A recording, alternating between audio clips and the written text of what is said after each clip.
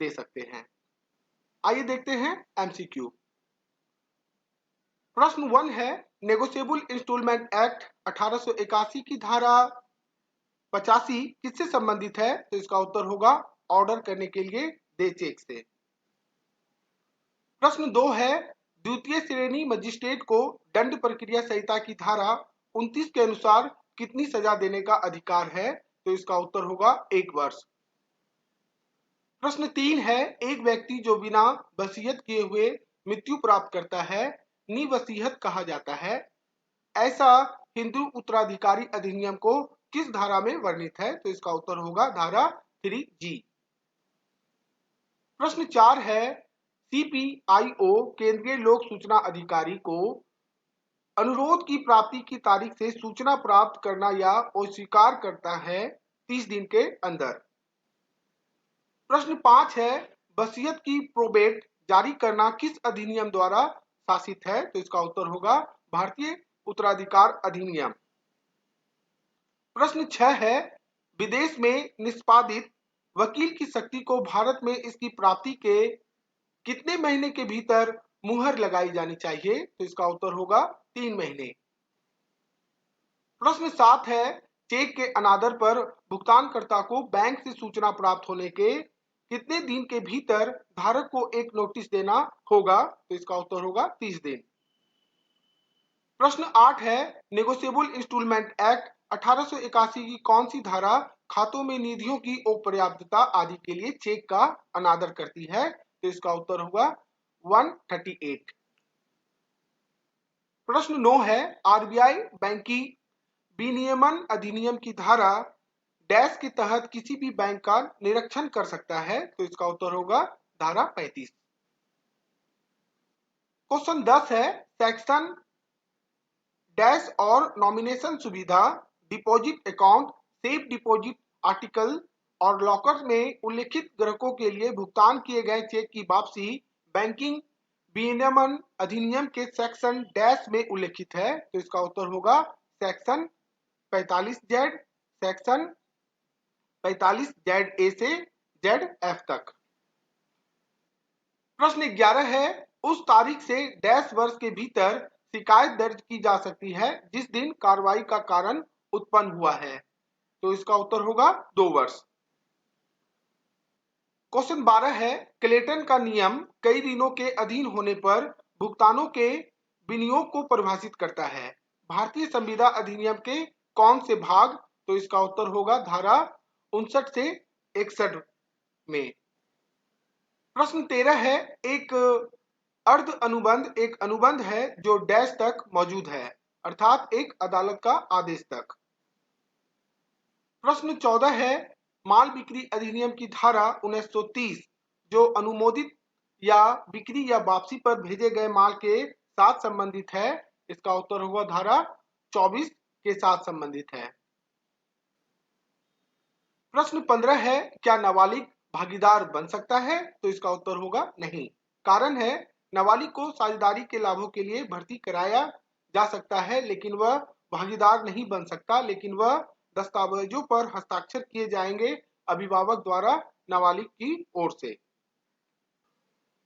प्रश्न 16 है, बंधक और पट्टे को डैश अधिनियम में परिभाषित किया गया है। तो इसका उत्तर होगा संपत्ति अधिनियम का हस्तांतरण अर्थात ट्रांसफर ऑफ प्रॉपर्टी एक्ट में। प्रश्न 17 है, एक सार्वजनिक लिमिटेड कंपनी में निर्देशकों की न्यूनतम संख्या होनी चाहिए। इसका उत्तर होगा 3। प्रश्न 18 है, किस रीट का शाब्दिक अर्थ है आपके पास शरीर हो सकता है यह व्यक्तिगत स्वतंत्रता के लिए सबसे मूल्यवान लेखन है? तो इसका उत्तर होगा बंदी प्रत्यक्षीकरण का रीट। प्रश्न 19 है, एक बैंकर का ग्रहणाधिकार शासित होता है। इसका उत्तर होगा भारतीय अनुबंध अधिनियम में। प्रश्न 20 है, शपथ को भारतीय अनुबंध अधिनियम की धारा डैश के तहत परिभाषित किया गया है। तो इसका उत्तर होगा धारा 172 के तहत। प्रश्न 21 है, आरटीआई अधिनियम 2005 के तहत पीआईओ का अर्थ क्या है? तो इसका उत्तर होगा लोक सूचना अधिकारी अर्थात पब्लिक इंफॉर्मेशन ऑफिसर। प्रश्न 22 है, अधिकार का अधिकार है, इसका उत्तर होगा गारंटियों का अधिकार लेनदार के जूते में कदम रखने और प्रधान देनदार से पैसे की वसूली करने के लिए।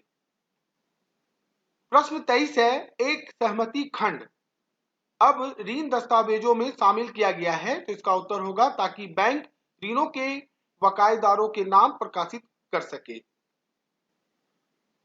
प्रश्न 24 है, क्या सजा मुकर्रर इकबालिया बयान पर आधारित हो सकती है, तो इसका उत्तर होगा केवल कुछ विशिष्ट मामलों में। प्रश्न 25 है, भारतीय साक्ष्य अधिनियम 1872 के किस खंड में एस्टोपेल के सिद्धांत से संबंधित है, तो इसका उत्तर होगा धारा 115। प्रश्न 26 है, एनआई अधिनियम 1881 की धारा 138 के तहत निहित प्रावधानों के अनुसार एक चेक के धारक को उत्तरदायी बनाया जा सकता है बशर्ते, इसका उत्तर होगा चेक एक ऋण या देयता के निर्वहन में जारी किया जाता है। प्रश्न 27 है, अनुबंध जिसमें एक व्यक्ति तीसरे पक्ष में एक अधिनियम के कारण होने वाले नुकसान से दूसरे को बचाने का दावा करता है, इसका उत्तर होगा क्षतिपूर्ति का अनुबंध। प्रश्न 28 है, निम्न प्रकार के परिवर्तनों में से जो सामग्री परिवर्तन का गठन करता है उसे कहते हैं जब धारक साधन की तारीख को बदलता है। प्रश्न 29 है, एक डिक्री के निष्पादन के लिए सीमा अवधि क्या है, तो इसका उत्तर होगा तारीख से 12 साल कम हो गया था। प्रश्न 30 है, बैंकिंग लोकपाल अधिकतम मुआवजा दे सकता है, इसका उत्तर होगा 10 लाख रुपए तक। प्रश्न 31 है, एक सार्वजनिक धर्मार्थ ट्रस्ट द्वारा शासित है, इसका उत्तर होगा पब्लिक ट्रस्ट अधिनियम। प्रश्न 32 है, डैश के प्रावधानों के तहत गार्निश आदेश जारी किया जाता है, इसका उत्तर होगा सिविल प्रक्रिया संहिता के द्वारा। प्रश्न 33 है, शब्द विशेष रूप से ग्रहणाधिकार का अर्थ है एक अधिकार, इसका उत्तर होगा माल के कब्जे को बनाए रखने के लिए जिसके लिए बकाया राशि उत्पन्न हुई है। प्रश्न 34 है, एक उधारकर्ता एक ऋण चुकाता है जिसे ऋण असाइनमेंट द्वारा सुरक्षित किया जाता है तो चार्ज होता है, इसका उत्तर होगा उधारकर्ता के पक्ष में फिर से सौंपा गया। प्रश्न 35 है, यदि आपकी शाखा को आयकर अधिनियम से कुर्की आदेश प्राप्त होता है तो निम्नलिखित में से कौन सा कथन अच्छा होगा, तो इसका उत्तर होगा बैंक ग्राहक के खिलाफ मौजूदा दावों के लिए सेट ऑफ के अपने अधिकार का उपयोग कर सकता है। प्रश्न 36 है, ऋणात्मक ग्रहणाधिकार के मामले में एक लेनदार, इसका उत्तर हो जाएगा को कानूनी रूप से आगे बढ़ने का अधिकार नहीं मिलता है क्योंकि ऋणी नैतिक रूप से बाध्य है। प्रश्न 37 है, हिंदू अनडिवाइडेड परिवार अर्थात HUF अनडिवाइडेड फैमिली के खातों के मामलों में जब कर्ता और उसके एजेंट द्वारा चेक जारी किए जाते हैं तो बैंक को भुगतान रोके निर्देश दिए जा सकते हैं, इसका उत्तर होगा HUF अर्थात अनडिवाइडेड फैमिली के सबसे वरिष्ठ सब पर्सनल से। प्रश्न 38 है, उपहार चेक के मामले में कृपया पहचाने कि निम्नलिखित में से कौन सा सत्य है, तो इसका उत्तर होगा भुगतान करने वाला नियत समय में धारक नहीं हो सकता है। प्रश्न 39 है, कंपनी के गैर कार्यकारी निर्देशकों के बारे में निम्नलिखित में से कौन सा कथन सही नहीं है, तो इसका उत्तर होगा वे कंपनी के कर्मचारी नहीं है। प्रश्न 40 है, वादकालीन भरण पोषण का प्रावधान हिंदू विवाह अधिनियम 1955 की किस धारा में है, तो इसका उत्तर होगा धारा 24। प्रश्न 41 है, विशेष लोक अभियोजक की नियुक्ति के लिए कितने वर्षों का विधि व्यवसाय आवश्यक होता है, तो इसका उत्तर होगा 10 वर्षों तक। प्रश्न 42 है, न्यायिक मजिस्ट्रेट के न्यायालयों के पीठासीन अधिकारियों की नियुक्ति की जाती है, इसका उत्तर होगा उच्च न्यायालय द्वारा। प्रश्न 43 है, दंड प्रक्रिया संहिता की किस धारा के अंतर्गत सहायक लोक अभियोजक की नियुक्ति की जाती है, तो इसका उत्तर होगा धारा 25। प्रश्न 44 है, प्रथम वर्ग मजिस्ट्रेट अधिकतम जुर्माना लगा सकता है, इसका उत्तर होगा 10,000 रुपए। प्रश्न 45 है, बैंकिंग विनियमन अधिनियम की धारा 43A के साथ संबंधित है? इसका उत्तर हो जाएगा बैंक के परिसमापन पर अधिमान भुगतान। प्रश्न 46 है, दंड प्रक्रिया संहिता की निम्न किस धारा के अंतर्गत पुलिस अभियुक्त को बिना वारंट के गिरफ्तार कर सकती है? तो इसका उत्तर होगा धारा 41। प्रश्न 47 है, दंड प्रक्रिया संहिता की किस धारा के अंतर्गत फरार व्यक्ति की संपत्ति की कुर्की का आदेश उद्घोषणा जारी किए जाने के पश्चात किसी भी समय दिया जा सकता है? तो इसका उत्तर होगा धारा 83। प्रश्न 48 है, दंड प्रक्रिया संहिता के किस प्रावधान के अंतर्गत पुलिस थाने का बाहर साधक अधिकारी अपराध की प्रथम सूचना रिपोर्ट प्राप्त होने पर संबंधित मजिस्ट्रेट को उसकी प्रतिलिपि भेजेगा? तो इसका उत्तर होगा धारा 157 दंड प्रक्रिया संहिता के अंतर्गत। प्रश्न 49 है, दंड प्रक्रिया संहिता की निम्नलिखित धाराओं में से किस धारा में निःशुल्क विधिक सहायता प्रावधान है? तो इसका उत्तर होगा धारा 304।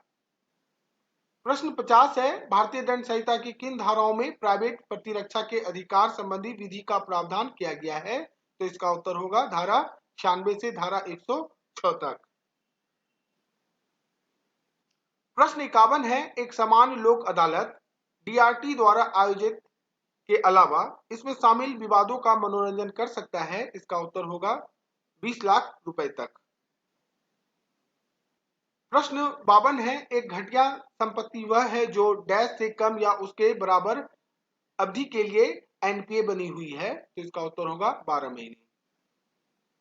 प्रश्न 53 है, माल के शीर्षक के दस्तावेजों को डैश में परिभाषित किया गया है? तो इसका उत्तर होगा प्राक्रम लिखित अधिनियम अर्थात नेगोशिएबल इंस्ट्रूमेंट एक्ट। प्रश्न 54 है, दंड प्रक्रिया संहिता की किस धारा के तहत एक अभियुक्त व्यक्ति स्वयं सक्षम है गवाह हो सकता है? इसका उत्तर होगा धारा 315।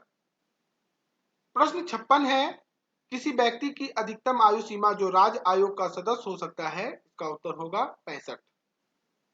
प्रश्न 57 है, सेट ऑफ के अधिकार का उपयोग करने वाले बैंक को निम्नलिखित में से कौन सी शर्त पूरी करनी चाहिए? तो इसका उत्तर होगा उपयुक्त सभी, अर्थात वह खाता जिसमें से फंड ट्रांसफर फंड को ग्रहण के कारण होना चाहिए दृढ़, वह खाता जिसमें से फर्म पैसे और उस खाते को हस्तांतरित करती है जिसमें से पैसा अन्यथा आ गया होगा उसी फर्म के पास होनी चाहिए। तीसरा है, दोनों खाते ग्राहक द्वारा एक ही क्षमता में होनी चाहिए तथा ऋण देय और देय होना चाहिए। प्रश्न 58 है, भारतीय अनुबंध अधिनियम 1872 के किस हिस्से में गारंटी के अनुबंध से संबंधित है? तो इसका उत्तर होगा 126। प्रश्न 59 है, बैंकिंग बुक्स एविडेंट एक्ट साल में अस्तित्व में आया? तो इसका उत्तर होगा 1891। प्रश्न 60 है, यह सुनिश्चित करने के लिए कि बैंक SLR का रखरखाव कर रहे हैं, RBI बैंकों से मासिक रिटर्न के लिए कॉल करता है जिसे बैंक द्वारा महीने के बंद होने के भीतर जमा किया जाना है? इसका उत्तर होगा 20 दिन के अंदर। इस तरह आज का टॉपिक समाप्त होता है। आशा करता हूं आज का टॉपिक आप सभी को पसंद आया हो। यदि पसंद आए तो जुड़े रहें law and banking with Rakesh के साथ। साथ ही वीडियो यदि पसंद आए तो इसे लाइक करें, चैनल को सब्सक्राइब करें और वीडियो को अपने दोस्तों के बीच शेयर करें। वीडियो देखने के लिए धन्यवाद।